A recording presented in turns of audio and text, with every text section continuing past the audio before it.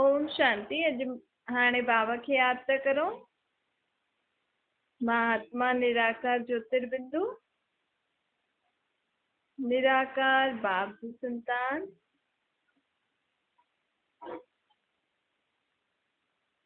हाणे महात्मा बाबा खे याद थी करा।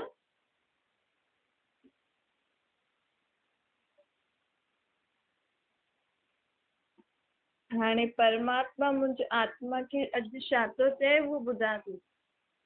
ओम शांति। अॼु मिठा मिठा श्री बाबा ब्रह्मा जे तन द्वारा चवनि था, मीठे मीठे बच्चे, हाणे कलयुग में सभिनि जी तकदीर सुम्ही पई आहे। सतयुग में सभिनि जी तकदीर जगल हूंदी आहे। सुम्हल हुई तकदीर खे जगाइण परमात्मा आयो आहे। उनजे लाइ श्रेष्ठ श्रेष्ठ मत थो ॾे। तव्हां ॿार जेतिरो बाबा खे यादि कंदा ओतिरो तव्हांजी तकदीर जगदी वेंदी।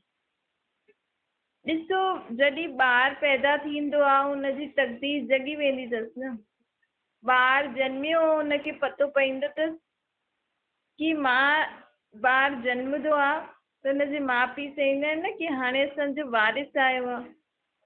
ईअं ई जीअं ई आत्मा परमात्मा खे ॼाणे वठंदी आहे न कि हा मुंहिंजो आत्मा जो पीउ परमात्मा आहे, त असांजी तकदीर जगी वेंदी आहे।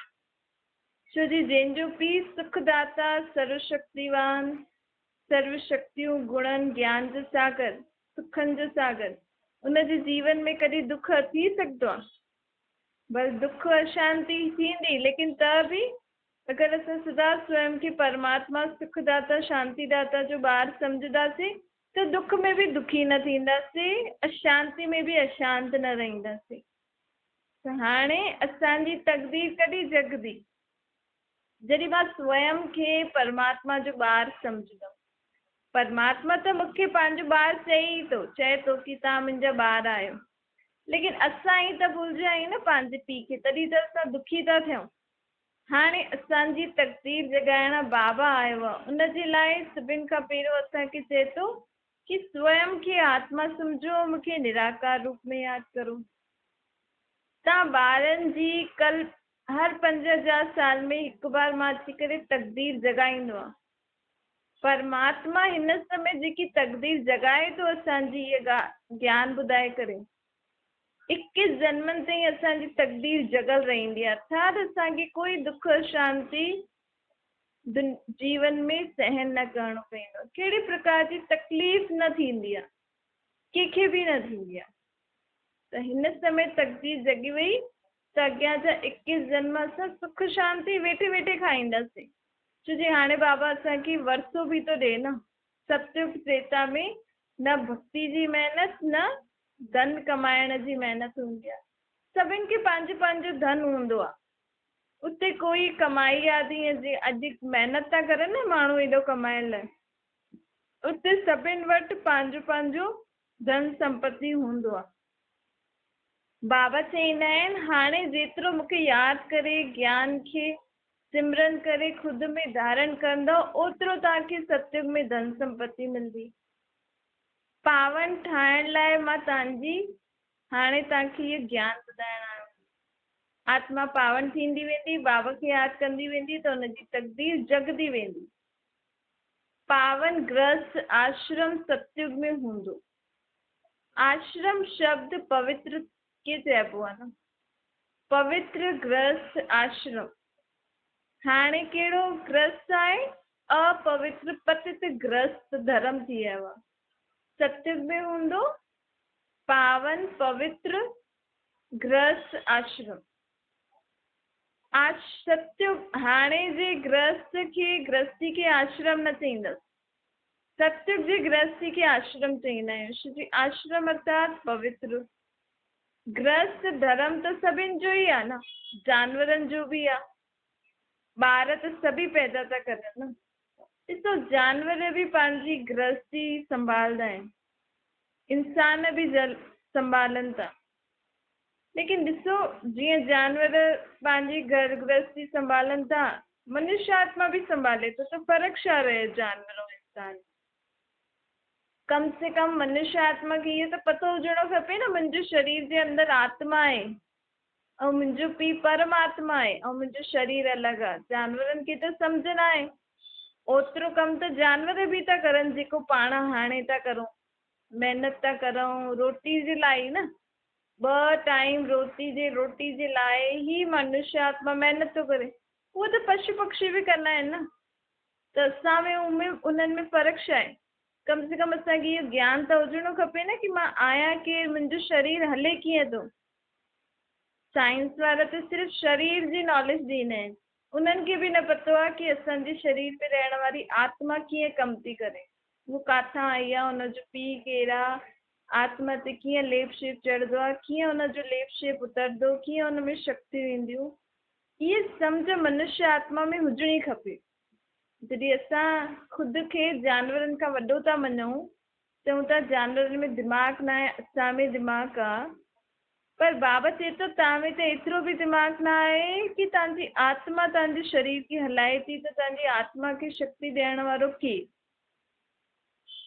ॾिसो, बाबा चए थो ख़ुदि खे पहचानो।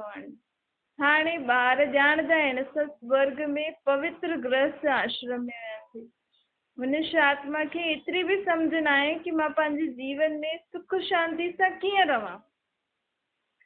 माण्हू चवनि था, जेका दुनिया में माण्हू पतो बि आहे कहिड़ी कहिड़ी ॻाल्हियूं त असांखे पतो आहे कि इहो कंदासीं त जीवन में दुख ईंदो, त बि अॼुकल्ह सम्झ न आहे कि उहो कमु न करूं। असां पोइ बि करूं था। पोइ दुखी थियूं था त पोइ कंहिंखे था चऊं? भॻवानु असांखे दुख ॾिनई।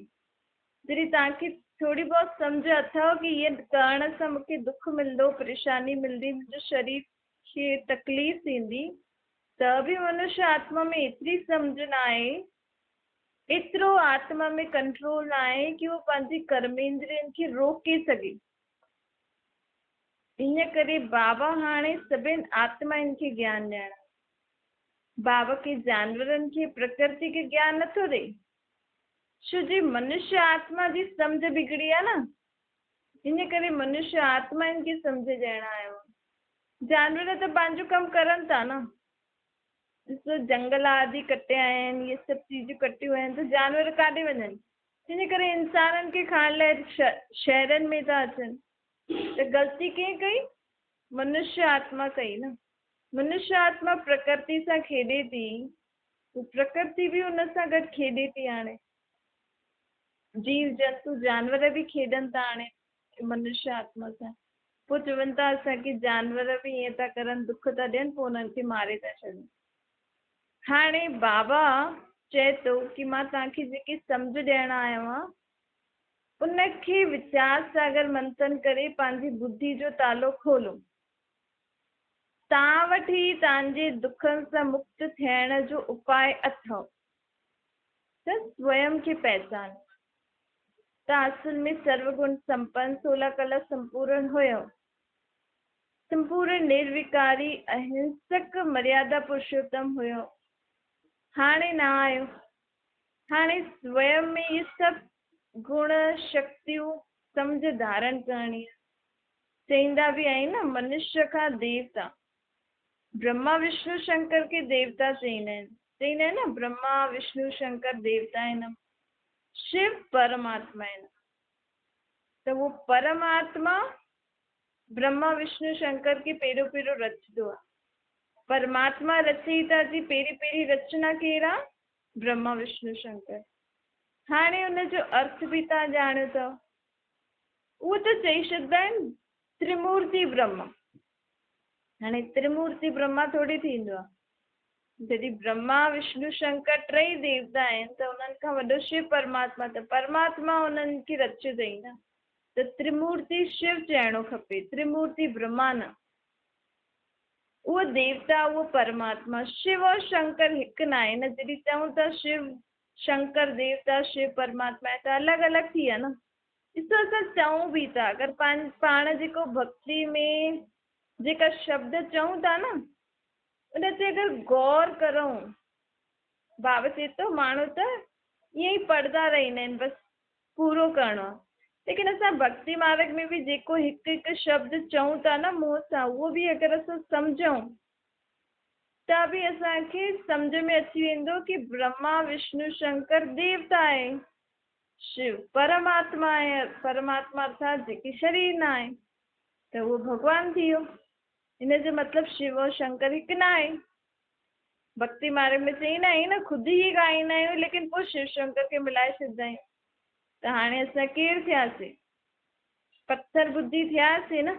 असांजी बुद्धि कमु नथी करे न, तॾहिं त मुख सां चऊं था ब्रह्मा विष्णु शंकर देवता आहे नमः, शिव परमात्मा आहे नमः, पोइ शिव शंकर खे हिकु छो था चऊं?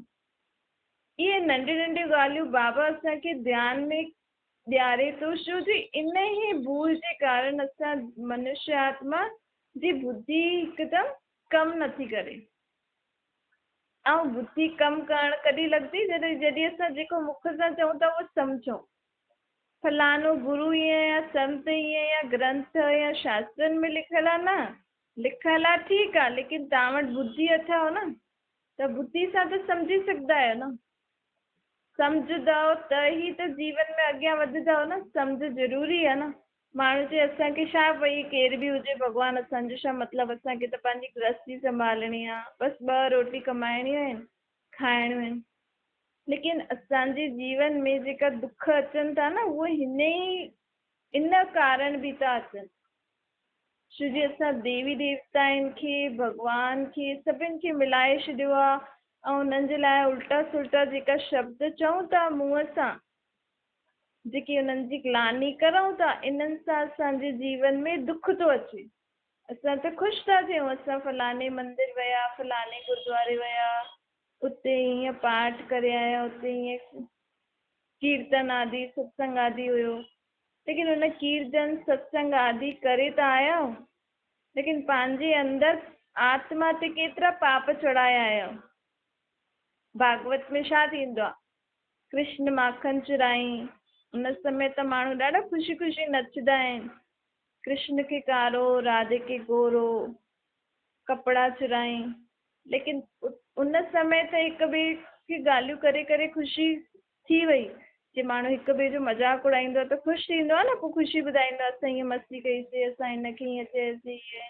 उहे ई असां राधे कृष्ण, राम सीता, भॻवान, इन्हनि जे लाइ इहे सभु उल्टी सुल्टी ॻाल्हियूं चई करे, हसी मज़ाक करे 7 ॾींहं भागवत कई, पाप केॾा चढ़ाया पंहिंजे मथां। कृष्ण खे चोर चयो, जेको भॻवान परमात्मा जेके इहे सृष्टि जो पालन जे लाइ निमित्त ठाहियो अथई, असां हुनखे चोर चयोसीं, त पाप चढ़ियो न चढ़ियो? तव्हां त सोचो था 7 ॾींहं भागवत कराई त ॾाढो पुण्य जो कमु थी वियो, कृष्ण असां सां प्रसन्न थी वियो। लेकिन बाबा चए थो हाणे हिन अंधश्रद्धा खां निकिरो, जेको मुंहं सां चओ था उहो सम्झो। हाणे रामायण थींदी, सीता खे चुरायो रावण, राम सीता खे जेका माण्हू मंदर में पूजनि था, उन्हनि सां सुख शांति जी कामना था करनि, उनजी सीता खे ई रावण चुरायो त उहो असांजा दुख कीअं दूर करे छॾंदो?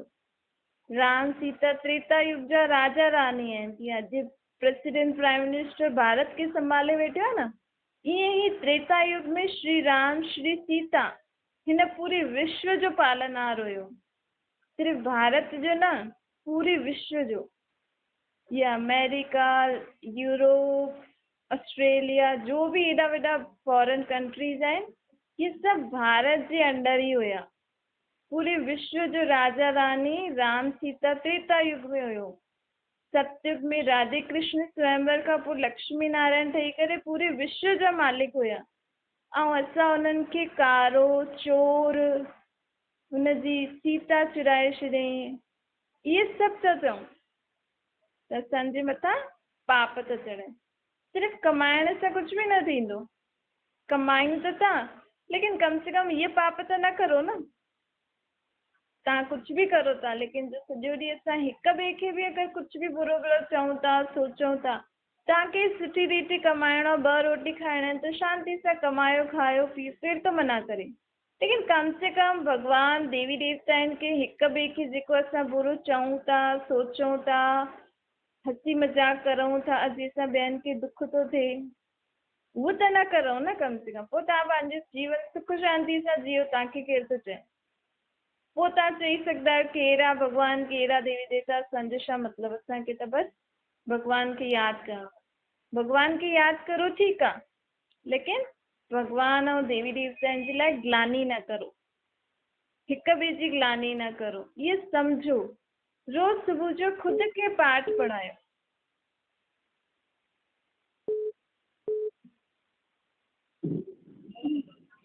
बाबा चवनि था रोज़ सुबुह जो ख़ुदि खे पाठ पढ़ायो कि अॼु मूंखे न मन में न मुख सां न कुझु अहिड़ो कर्म करिणो आहे जंहिंसां कंहिंखे दुख मिले।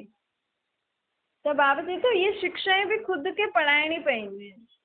जी रोज़ सुबुह जो उथी करे तव्हां जो बि पाठ आदि करो था, उन समय सिर्फ़ु तव्हां पढ़ी करे छॾे था छॾो न, या तव्हांखे कुझु सम्झ में बि अचे थो, कुझु सुठी ॻाल्हि बि अचे थी, त 5 मिंट वेही करे मन में पको करो, ख़ुदि खे पढ़ायो कि अॼु मूंखे कंहिंजे लाइ बुरो न सोचिणो आहे, बुरो न ॻाल्हाइणो आहे, अॼु मूंखे क्रोध न करिणो आहे, कंहिंजी ग्लानी न करणी आहे, भले कंहिंजो फ़ोन अचे, कोई कंहिंजे लाइ कुझु बि चए, मूंखे चुप रहणो आहे, मूंखे सभिनि जे लाइ सुठो सोचिणो आहे।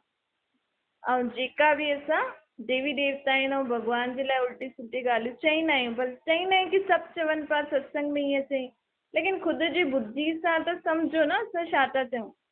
त उहो भले असां माण्हू जे विच में वेठा आहियूं, सभु चवनि था, लेकिन मां मन में उनखे हा हा न कंदमि, मां अंदरि सां उनखे उनजे लाइ हा न चईंदमि। भई गृहस्थी आहे, माण्हुनि सां वेहींदा आहियूं त उन्हनि जे हिसाब सां कॾहिं उहा हा चवनि, लेकिन मुंहिंजे मुंहं सां ऐं मन सां हा न निकिरणो।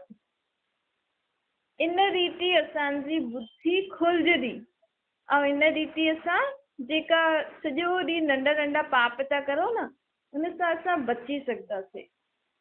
त बाबा चए थो बुद्धिवाननि जी बुद्धि मां आहियां न, हाणे मां तव्हांजी बुद्धि खोलण लाइ तव्हांखे ज्ञान थो ॾियां। हुन में बि बाबा चए थो मुख्य ज्ञान इहो ई आहे कि ख़ुदि खे पहचानो कि मां केरु आहियां, मुंहिंजो पीउ केरु आहे, ऐं दुनिया जो चक्कर कीअं थो फिरे, कीअं हिन सृष्टि ते पहिरियों लक्ष्मी नारायण जो राज्य हुयो, राम सीता जो कीअं अलॻि अलॻि धर्म आया आहिनि, हाणे कीअं मां हेॾा जन्म ख़ुदि ई वठी आई आहियां, ख़ुदि जा ई बुरा कर्म करे आई आहियां, ख़ुदि ई हाणे मां उहो भुगतां थी, त मूंखे दुख सां न भुगतणो आहे, छो जी जेका कर्म कया आहिनि उन्हनि जो भुगतान त भुगतणो ई आहे, लेकिन मूंखे हाणे परमात्मा जी यादि में रही करे सभु कुझु पंहिंजे दुखनि सां मुक्त थियणो आहे। ॿारनि जे लाइ बुद्धि, बाबा चवनि थो ॿारनि जी बुद्धि जे लाइ इहा ज्ञान खुराक आहे। जीअं न शरीर खे असां ताज़ी ताज़ी कुझु खुराक खाराईंदा आहियूं ताकी शरीर सुठो हले, ईअं ई बाबा चए थो इहे जेके ज्ञान जी ॻाल्हियूं हूंदियूं आहिनि न, इहे बुद्धि जे लाइ खुराक हूंदी आहे, बुद्धि जे लाइ खुराक जहिड़ो कमु कंदी आहे। इन सां असांजी बुद्धि पलटो खाईंदी आहे, असांखे सभु चीज़ सम्झ में अची वेंदी आहे ऐं असां उहे सभु चीजूं करणु बंदि करे छॾंदा आहियूं। दुनिया त अलाए छा छा थी चए, कंहिंजे लाइ छा थी चए, कंहिंजे लाइ छा थी चए, लेकिन दुख बि ओतिरो थी भोॻे। चईंदा आहियूं न इहे त एॾी भक्ति कंदो आहे, एॾा पाठ आदि कंदो आहे, एॾे गुरूअनि खे, एॾे संतनि खे, एॾी देवियुनि देव खे पूॼे थो, त बि हिन जे जीवन में दुख छो आहे, त बि एॾो क्रोध छो थो करे, एॾी भक्ति करे थो त बि हिन जो ॻाल्हाइण एॾो कड़वो छो आहे। छो जी बाबा चए थो भक्ति कंदे कंदे असां काथे न काथे भॻवान जी देवी देवताउनि जी ग्लानी कयूं था न, त उहो पाप असांजे मथां चढ़नि था, जंहिंजे कारण असांखे दुख थो सहन थियण, दुख असांखे भोगणो थो पए जीवन में, ऐं पिछले जन्मनि जा बि कर्म आहिनि। हिन रीति भक्ति बि करो, लेकिन सोचे सम्झी करे करो, हीअं न कहिड़ो बि देवी देवता, कहिड़ो बि भॻवान, कंहिंखे बि असां भॻवान सम्झी करे, देवी देवताउनि जी मूर्तियुनि खे सम्झी करे उन्हनि जे लाइ कुझु बि चऊं, कुझु बि करूं न, उहो बि सोचे सम्झी करे करणो खपे। इन करे चईंदा आहिनि न पंहिंजी बुद्धि खे जाते भटकायो न, हिकु रीति हिकु जॻह ई पंहिंजी, जंहिंजे मथां बि तव्हांखे विश्वास अथव न, हुन हिक जे मथां ई विश्वास रखी करे हलो ऐं सम्झो कि जेके असां भॻवान सम्झी करे पूॼूं था, त छा उहे अहिड़ा कम करे सघंदा आहिनि, छा उन्हनि जे जीवन में अहिड़ी ॻाल्हि थी सघंदी आहे, न थी सघंदी आहे, त तव्हां हुनखे मञो, लेकिन उन्हनि ॻाल्हियुनि खे न मञो, बुद्धि खे हाणे हिकु जॻह टिकायो। जीअं न असां ॿारनि खे कोई ॿार हूंदो आहे जो फालतू फालतू एॾे ओॾे भटकंदो ई रहंदो आहे, त हुन सां छा थींदो आहे, उहो ॿार बुरे संग में अची वेंदो आहे ऐं कई बार फसी बि वेंदो आहे। त ईअं ई असां बि जो अलॻि अलॻि जॻह ते पंहिंजी बुद्धि खे भटकायूं था न, अॼु हीअ देव, अॼु हीअ देवी, अॼु हीअ गुरू, अॼु हीअ संत, अॼु हेॾे होॾे, त असां किथे बि असांजी बुद्धि एकाग्र नथी थिए, त असांखे उहो सुख शांति जी प्राप्ति नथी थिए। छो जी भक्ति त ॾाढी रंग रंगीली हूंदी आहे, लेकिन भक्ति जी सा प्राप्ति न थींदी आहे। तॾहिं त चईंदा आहियूं भक्ति छो था करो, छो जी भॻवानु मिलंदो पोइ फल ॾींदो। मतिलबु भक्ति सां असांखे फल नथो मिले, भक्ति करण सां असांखे भॻवान जी प्राप्ति थींदी, पोइ भॻवानु असांखे फल ॾींदो। भक्ति करण सां भॻवानु मिलंदो, भॻवानु मिली करे छा कंदो, असांखे फल ॾींदो। त मतिलबु असांखे अञा ताईं फल नथो मिले न, मतिलबु असांजी जेकी भक्ति आहे उहा सही रीति न आहे, तॾहिं त असांखे अञा ताईं भॻवानु न मिलियो आहे। ऐं बाबति हाणे हिकु तरीक़े सां सम्झूं, तव्हां ज्ञान ॿुधो था, तव्हांखे परमात्मा जो परिचय मिली वियो, मतिलबु तव्हांखे भॻवानु त मिली वियो आहे। भॻवान जो मिलणु मतिलबु भॻवान जो परिचय मिलणु, छो जी भॻवान खे ख़ुदि खे शरीर न आहे। हाणे असांखे पतो लॻो कि निराकार परमात्मा जो अशरीरी अजन्मो आहे, उनखे ई भॻवानु चइबो आहे। शरीरधारी कहिड़े बि देवी देवताउनि खे भॻवानु न चईंदा। त इहे भक्ति जो फल असांखे छा मिलियो आहे, भॻवान जी पहचान। त भॻवान जी पहचान मिली वई कि मां आत्मा आहियां, मुंहिंजो बाप परमात्मा उहो ई भॻवानु आहे जेके मां भक्ति में यादि थी करां। हाणे फल किथे आहे, त बाबा चए थो हाणे मूंखे हिन रीति यादि कंदव न, ख़ुदि खे आत्मा सम्झी करे मूंखे निराकार रूप में यादि कंदव, त तव्हांखे उहो फल अर्थात तव्हांखे शक्ति गुण ज्ञान तव्हांजी सर्व मनोकामना पूरी थी वेंदी। इहो असांजो फल आहे। भक्ति जो फल आहे भॻवान जी पहचान। भॻवानु कहिड़ा हुआ असांखे परिचय मिलियो।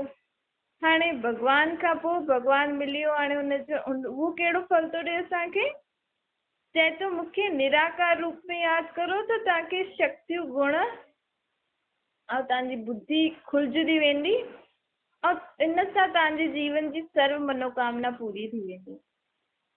त इहो ई फल जेको असांखे बाबा ॾिए थो, इनखे असां अच्छी रीति धारण करे कर्म कंदे बि इन रीति बाबा खे यादि कंदासीं त इहो फल असांखे जीवन में ॾाढी सर्व प्रकार जी मनोकामना पूरी करे छॾंदो। छा मीठे मीठे स्किल ते ॿारनि प्रति माता पिता बाप दादा जो यादि प्यार ऐं गुड मॉर्निंग रूहानी बाप जी। असां सभिनि रूहानी ॿारनि खे नमस्ते। असांजी बि रूहानी माता पिता बाप दादा खे यादि प्यार गुड मॉर्निंग और नमस्ते वरदाना। निमित थियल हुई आत्माउनि द्वारा कर्म योगी थियण जो वरदान प्राप्त करण वारा मास्टर वरदाता ठहो। जॾहिं कोई बि चीज असां अखियुनि सां ॾिसंदा आहियूं न, त हुनखे जल्दी ग्रहण करे छॾंदा आहियूं। हिन करे असां कोई बि कर्म करूं पंहिंजे जीवन में, सुबुह खां राति ताईं जेको बि कर्म करो था न, उहो ॾाढो ध्यान सां करणो खपे। छो जी तव्हांखे कॾहिं बि कोई ॾिसे कि कीअं कर्म थी करे, तव्हांजे कर्मनि खे ॾिसी करे अगरि उहो ॿी मनुष्य आत्मा कुझु सिखंदी त इहो छा थी वियो, असां गुणनि जो दान कयोसीं। कई बार असां माण्हुनि खे ॿारनि खे हिक ॿिए खे ॾाढी ॻाल्हियूं सम्झाईंदा आहियूं, हीअं न कर हीअं न कर हीअं न कर, लेकिन उहो साम्हूं वारो मनुष्य आत्मा हुनखे सम्झी न सघंदो आहे। त असांखे हाणे छा करिणो आहे, बाबा चए थो वाणी खां बि ज़्यादा कर्म सुठो हूंदो। छो जी हाणे आत्माउनि में एतिरी शक्ति न आहे कि तव्हां उन्हनि खे सम्झायो, उहो सम्झी करे जीवन में धारण करे वञनि। हाणे कहिड़ो समय थो हले, सभिनि खे करे करे ॾेखारियो।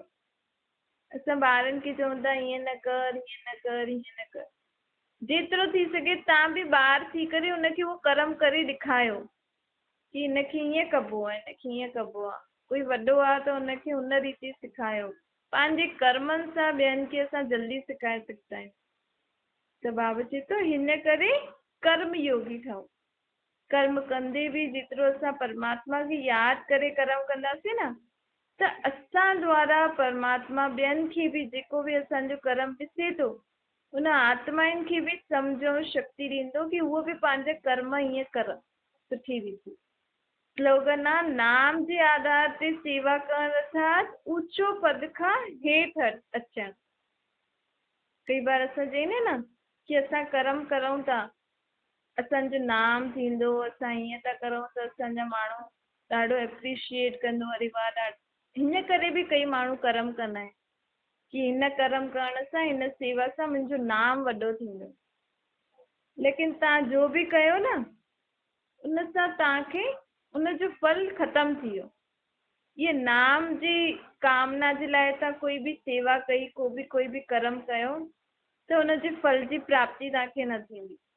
छो जे उहो जेको फल उन सां मिलणो हुयो उहो फल तव्हांखे तारीफ़नि जे ज़रिए मिली वियो न। भई असां सेवा कई, माण्हुनि ॾाढी तारीफ़ कई त उहो ई तव्हांजो फल अथव, उहो तारीफ़ में पोइ तव्हांजे खाते में कुझु जमा न थींदो। इन करे चईंदा न गुप्त दान सां ॾाढो ऊचो फल मिलंदो आहे।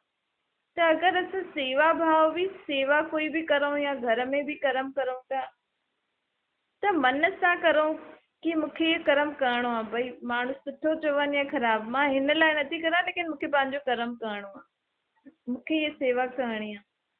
त हुनजो जेको बि असांखे फल हूंदो उहो असांजे जीवन आत्मा में उहो जमा थी वेंदो। पोइ कहिड़े न कहिड़े समय असांखे उहो फल जी प्राप्ति थी वेंदी।